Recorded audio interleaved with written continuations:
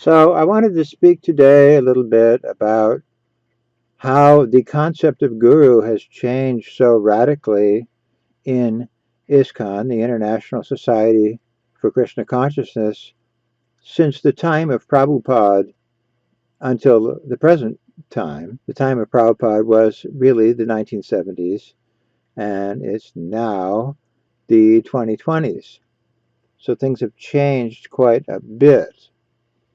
First of all, when Prabhupada was here, the guru was considered to be a representative of God, a pure person, a person who has no material underpinnings or material contamination, that type of thing. And whatever he is saying, he's being dictated to his statements by God. So that's important to understand. The guru, the real guru, is connected to God. And that is how he is able to transform other people and convert them to also worship God, because he is worshiping God purely. So the idea is he can convert others to also worship God purely, because he is giving the pure, unadulterated message of God. But in 1978, the leaders of ISKCON began to radically modify the definition of guru. Instead of saying guru is a pure devotee, they started to say, well, wait a minute, gurus can become contaminated. Gurus can fall down. Gurus can have all kinds of material longings and desires, which Prabhupada never agreed with. Prabhupada said the guru must be a resident of Krishna Loka. The guru must be an Uttama Adhikari, which means he's Uttama means he does not have any ignorance or material coverings. So what happened is the guru in ISKCON became the most deviated person on earth, practically speaking, because they were having illicit sex with followers. They were taking intoxication in some cases, sometimes taking all kinds of pain pills, which were another type of medication or intoxication, psychotropic drugs, that type of thing. So they were not pure. But then all kinds of rationalizations started to happen. Oh, well, gurus fall down. Gurus have problems. It's common. And unfortunately, Sridhar Maharaj was one of the people who helped this misconception along. He was the advisor from Navadvip, India, the original advisor, that is to say, in 1978. Some of the subsequent advisors, like Narayan Maharaj, advisors like B.P. Puri, B.B. Puri, they also went along to get along with the GBC ideas that the guru is a conditioned soul. So Prabhupada said, we cannot think of the guru as an ordinary person. This is one of the 10 offenses to the holy name, the chanting of the holy name. If we think that the guru is a mundane man or he's an ordinary man, this is very offensive. In other places, Prabhupada calls this the mad elephant offense, to think that the guru is an ordinary conditioned man. But what happened in ISKCON, the reverse happened. If you started to say that the guru is pure, you would be banned and removed and exiled, and they would call the police on you and have you removed from the property and this type of thing. You couldn't say anymore that the guru must be a pure devotee. This was forbidden.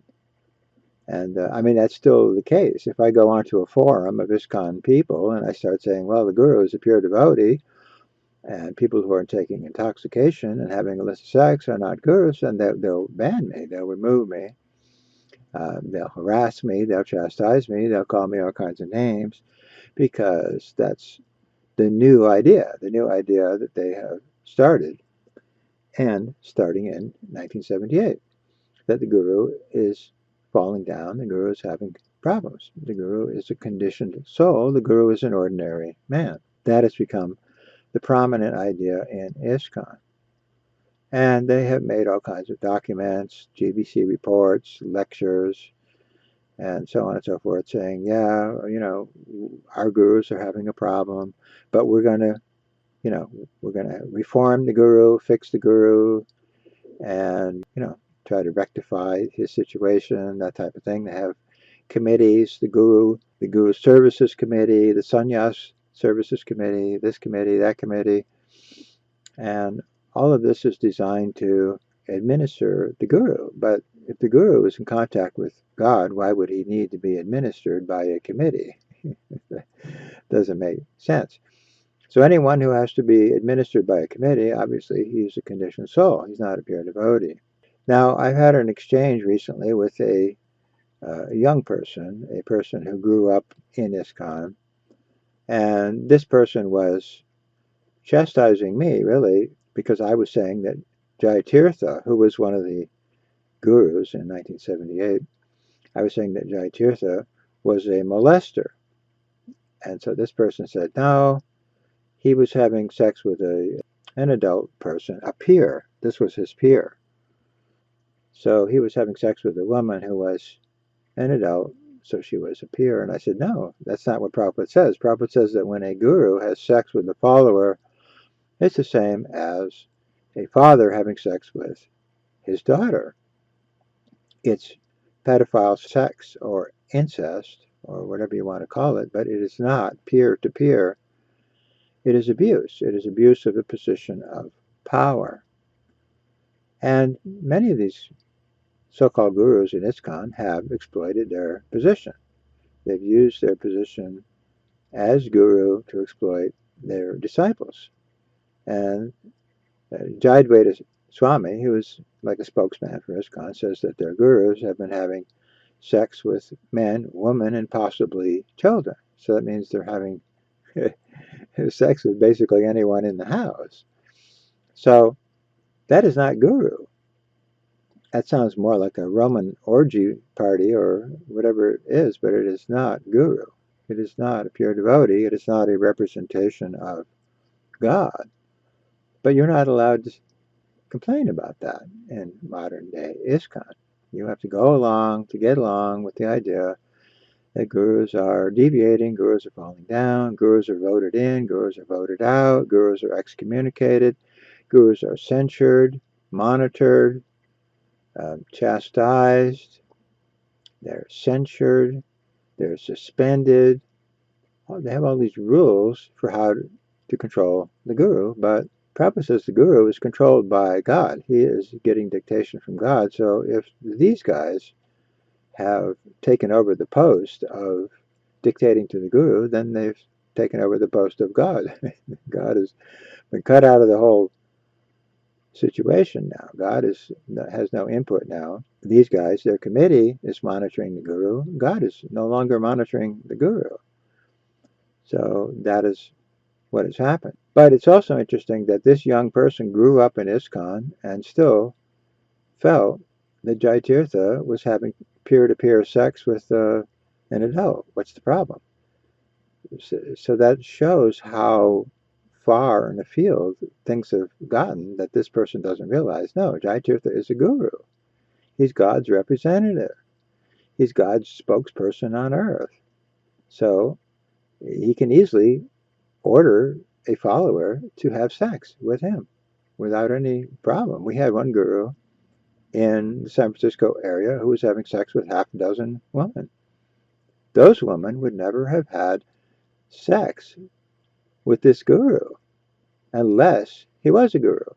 So he used his position of authority over these ladies to exploit them, and that's what happened. He was exploiting these ladies, and there was an incident where one of the husbands, he was having sex also with married women. One of the husbands wanted to go kill this guru, which is not surprising, and I stopped that person, physically restrained him, and convinced him not to go and kill the guru. So that's what happens. We have people using this position of guru as an authoritative post in ISKCON, and they're misusing the post. They're exploiting the woman, but they're also exploiting the economy of ISKCON, taking money for their own personal extravagant lifestyle and so on and so forth. And while that was going on, while they were living like kings, like Saudi princes, the children in the Gurukulas were not even being fed properly. They weren't getting proper food, medicine, clothing, this type of thing. So the money was being siphoned up to these big shot leaders, and it was being siphoned away from the citizens, including the children. So again, that only could have happened and would have happened if these guys were gurus. So we can't just say, this is not an important issue. This is the whole issue. This is the most important issue. Who is the guru of ISKCON? Now, recently we have a bunch of ladies saying they also want to be gurus. Okay, well, wait a minute. Why do they even think they should be gurus? Because they see anybody and everybody is getting voted in as guru in ISKCON. Why shouldn't I also be voted in? I'm just as good as they are. And maybe they are. But that's not the point. The point is they believe that I am a guru because these guys are all goofballs and they're gurus. I'm at least as good or better than they are. So the position of guru has been reduced down to I'm doing a good job or I'm doing a better job than the other guy. And that makes me a guru. No, just makes you a little bit better in administration or something like that. That doesn't make you a pure devotee. And this is another argument we hear in ISKCON commonly. Well, he's doing, yeah, he has problems, but he's doing better than the other guy. Well, wait a minute, that's not the standard for guru. That he's doing better than the other guy. So this is mundane. This is all mundane. It's like saying a Cadillac is better than a Volkswagen. Okay, but they're still material objects. That's all they are. One may be better than the other, but doesn't mean they're pure. So the whole concept of purity has been altered and changed and removed, basically, from ISKCON. And now it's almost impossible to say the guru must be a pure devotee. The guru must be a resident of Krishna Loka. The guru must not be deviating. The guru must be accountable for what he's doing. He can't just be taking money and staying in hotels and living separately and independently, and no one knows what he's doing or where he's going, and so on and so forth. Some of these gurus live in hotels, live in opulent, separate housing, separate situations. We don't know what they're doing, where they're going, if they're associating with women there, or who knows what. We don't know. They should not have a private life like that. Prabhupada said sannyas means no private life. You live in the temple, everybody knows where you are and what you're doing.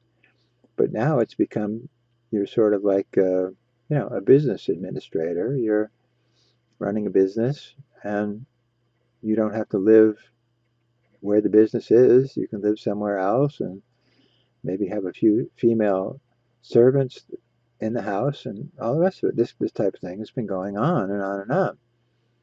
But none of this was approved by Prabhupada. He didn't want his sannyasis to be living an opulent, separate, independent life like this. But this would apply in many other areas as well. We see that politicians, they take advantage of the female followers or, their secretary, and so do business people. They take advantage. And these women would normally not have sex with these men, but they are having sex because the men have a position of authority and a position where they can offer benefits and blessings of different kinds to these women. So they get involved. And we hear that some of the male servants of politicians in Washington were having sex with the politicians. So again, same thing. There's this dynamic of a person in a post of authority misusing that post. So that's really gotten out of control in ISKCON because the whole concept of guru has been changed. It's been changed that the guru might be exploiting other people. He might be taking drugs. He might be having all kinds of problems, material desires types of problems. So this has been going on and on and on ever since 1978. The concept of guru has been totally turned on its head, turned upside down, and it no longer represents anything that has to do with the teachings of Prabhupada. Now, I have a friend who has some experience with legal things, and he thinks that ISKCON is committing fraud because to teach people that gurus are falling down, gurus are deviants, gurus are sometimes engaged in illicit sex with men, women, and children, is not what Prabhupada is teaching, and we wouldn't find that idea in any of the articles of incorporation of ISKCON. ISKCON is founded on the principle of promoting pure devotees as acharyas and not promoting deviants as acharyas. And this is what we would find if we would investigate the legal charters of the corporation. So he thinks it's just illegal what they're doing. But he also says it's illegal from the point of view that it's corrupting the morals of minors. If minors are being taught that God's successors are pedophiles, drunkards, deviants, etc., then that's corrupting the morals of minors, which is also illegal. And he's very surprised that no one seems to notice that this is not correct and should not be done, and it might even be illegal. But also it's immoral. It's immoral to teach children that God's successors are deviants. This is, making children think, well, how can God's successors be deviants? That would make God also a deviant. The guru, Prabhupada says the guru is qualitatively the same as God. So if the guru is a deviant, then that would make God a deviant. So it's an attack. It's an attack on God. It's an attack on guru. It's an attack on religion. And it's amazing that it's just gone on and on and on. And like I say, it's amazing that even a child of this movement whose parents were here in the 70s would not have got their child to understand that this is all deviation. That when these gurus are having sex with followers, it is not peer-to-peer situation. It is corruption. It is exploitation, and so on and so forth. It is not anything to do with guru. So even way back in 1980, I stopped in Berkeley, and the police there told me there was Prabhupada, and then there was people who thought they were Prabhupada. So they had the whole thing figured out pretty much, really, that these 11 people were imitating Prabhupada. They weren't actually gurus. And, of course, the police there were making a lot of arrests around the temple because there was a lot of criminal activity going on. So they knew this is not guru, this is not bona fide. And all kinds of other problems were going on in ISKCON around that same time. There was the drug bust at Laguna Beach Temple. Hansaduda's temple and farm were raided by the police. The federal courts sued ISKCON for fraud, systematically defrauding the public. Ramachar resigned and created a big, kind of a scandal with that. Why is Guru resigning? And Bhagavan was living opulently while the people at the farm couldn't get basic necessities. This was creating a scandal. He kicked out a bunch of the Prabhupada disciples. And Hare Krishna was kicking out disciples. And really, it was just endless. Jai Tirtha was having sex with a follower. He was taking LSD. So by 1980, in other words, we already knew these guys are not gurus. But the whole process just carried on. They're gurus because people misunderstood. They misunderstood the position of guru. They didn't understand that none of this could be going on with actual gurus. And this is all fraudulent misrepresentation of Guru and misrepresenting Krishna and Prabhupada. So this is one of the questions I get on a regular basis. How did all this happen? And that's basically how this all happened. The concept of Guru was turned upside down and it's never been recovered. We still don't have people understanding what actually is a guru and why gurus cannot be conditioned souls and deviants and all the rest of it. So it's kind of like a runaway train at this point. The only good news is more people are understanding, wait a minute, this is not guru. People who don't even understand Prabhupada's philosophy or never even read anything about Prabhupada, they understand this is not guru. These people cannot be gurus. They're not qualified. They're not acting like gurus. And so it is a farce. So it's very unfortunate, but ISKCON has become a guru farce. And the only good news is it is changing gradually. We're getting more people finally to turn around and say,